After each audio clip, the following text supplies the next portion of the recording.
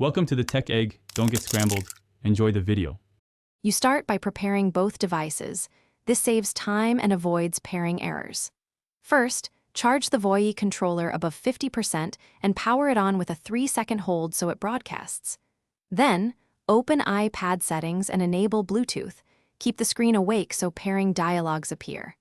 If Voyee has a companion app, install it now and grant Bluetooth and location permissions, because those let the iPad discover the controller and apply firmware or profile updates automatically.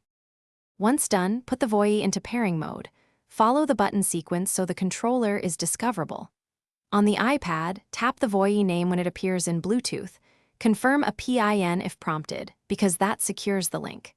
After initial connection, open the Voyee app to map buttons, switch input modes, HID versus proprietary, and install any firmware updates. Make sure to test basic inputs in the app and in a compatible game or controller tester to verify responsiveness and dead zone setting. To finish, test the controller in a game or controller tester app so you confirm buttons, sticks, and triggers behave as expected.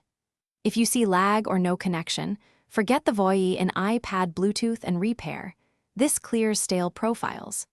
If firmware update stalls or the controller is unresponsive, perform a factory reset on Voyee, then update firmware before repairing. One key troubleshooting tip: keep the iPad within 3 meters and away from Wi-Fi routers when pairing. Interference often causes pairing failures. Thanks for watching. Consider subscribing if I helped unscramble your problems.